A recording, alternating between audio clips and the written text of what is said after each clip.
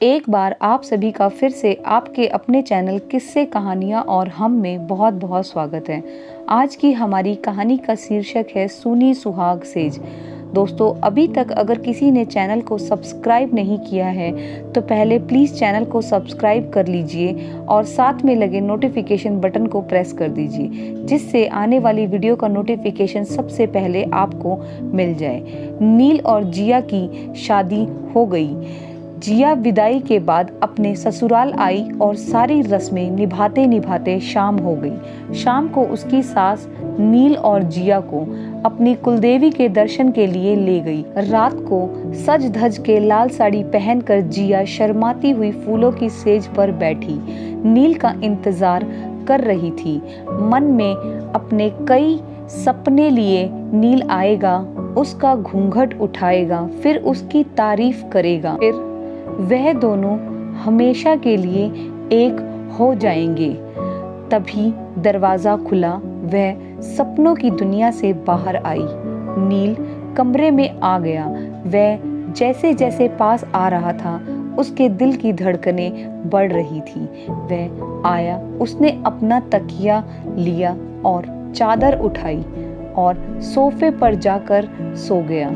जिया को ऐसा लगा मानो वह कोई सपना देख रही हो।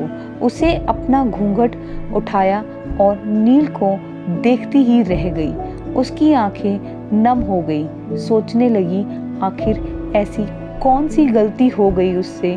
इस तरह नील बिना कुछ कहे सोफे पर जाकर सो गया। उसने नील को आवाज लगाई, उसने कोई जवाब नहीं दिया। सोचते सोचते कब नींद लग गई पता ही नहीं चला। शादी को 1 सप्ताह बीत गया। नील का व्यवहार ना बदला, ना वह कुछ सुनता, ना ही कुछ जवाब देता।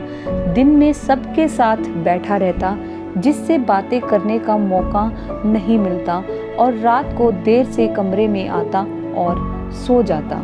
जिया ने कई बार रात को नील से यह सवाल भी किया, मुझसे कोई भूल हो गई है क्या, मुझे बताइए तो सही, तभी तो मैं आपकी नाराजगी समझ पाऊंगी ना। नई नई इस घर में आई हूँ, थोड़ा समय तो दीजिए, आपकी हर उम्मीद पर खरी उतरूंगी मैं।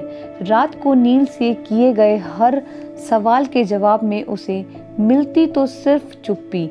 नील इन सवालों से परेशान हो गया था, इसलिए सभी रिश्तेदारों के जाने के बाद अब उसने रात को कमरे में जाना ही बंद कर दिया था। ड्राइंग रूम में रखे सोफे पर सोता। यह सब कुछ सबकी नज़रों से छुप ना सका।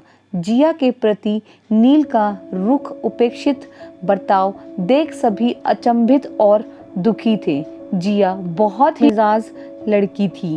उसने आते ही 1 सप्ताह में ससुराल के हर सदस्य को अपना बना लिया। उसके सामने से चेहरे पर खिली रहने वाली मुस्कुराहट ने सबका दिल जीत लिया। खुद हैरान और परेशान है, फिर भी उसके व्यवहार से किसी भी तरह की कोई कटौती नहीं है।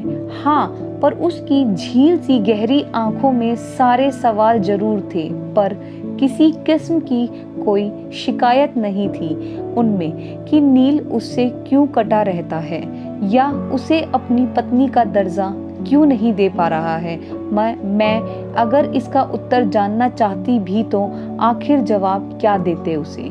ऐसा नहीं था कि किसी को मालूम नहीं था। घर के सब लोग सब जानते थे। उनके दोनों माता पिता द्वारा तय की गई शादी में पहले उन दोनों की मुलाकात ना के बराबर ही हुई थी। हर बार जब भी जिया की बहन ने उनकी मुलाकात करानी चाही, तब नील ने कोई ना कोई बहाना बनाकर कन्नी काट ली।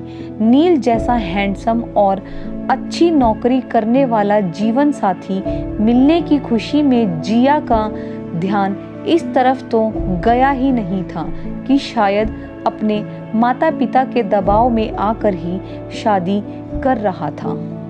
वैसे भी उसे इस बात का भरोसा था कि अगर पिता ने रिश्ता तय किया है तो सब ठीक ही होगा। फिर सगाई वाले दिन उसकी बहन ने भी यह कहा था कि लगता है जीजा जी भी आपकी तरह ही कम बोलते हैं और शर्मीले हैं। सुहाग रात के दिन मैं नील को सोफे पर सोते देखना बहुत हैरान हुई थी। किसी तरह की गलत विचारों को उसने अपने मन में आने ही नहीं दिया था। नील ने हनीमून पर जाने से भी मना कर दिया, तो भी जिया को लगा कि ठीक तो है, दोनों का साथ जाना कहाँ तक सही होगा।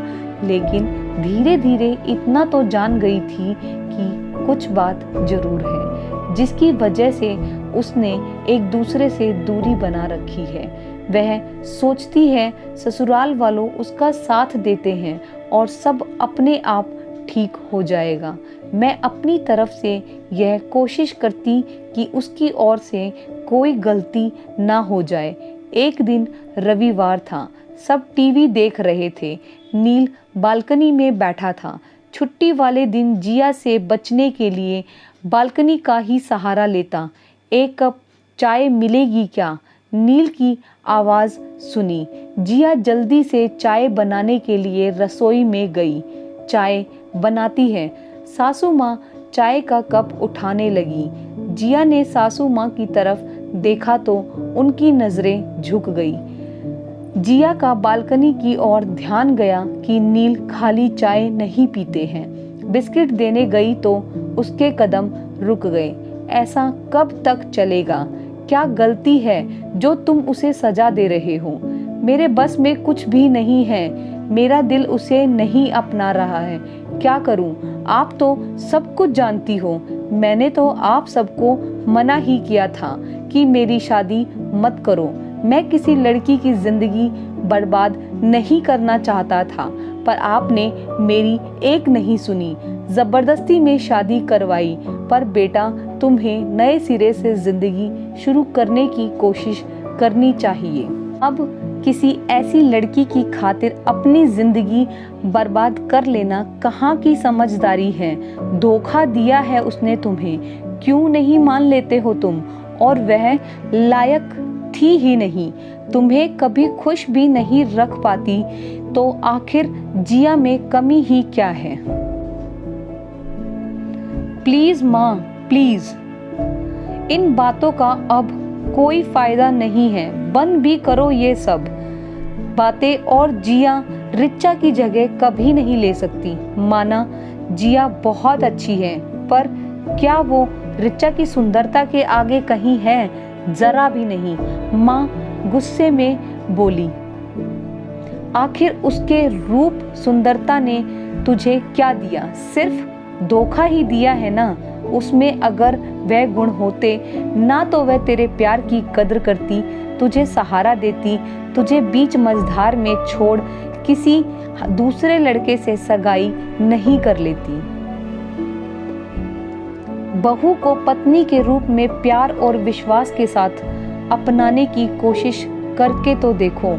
मुझे दोबारा बात नहीं करनी। जिया ये सब सुनकर अपने आंसुओं को रोकने की नाकाम कोशिश करती है। उसकी सांस वही खड़ी रह गई। उसमें साहस नहीं था। अपने आप को जिया का अपराधी मान रही थी। जिया ने उन्हें ऐसे देखा मानो पूछ रही हो कि सब कुछ जानते हुए भी आपने मेरे साथ अन्याय क्यों होने दिया? आपने क्यों की ये शादी?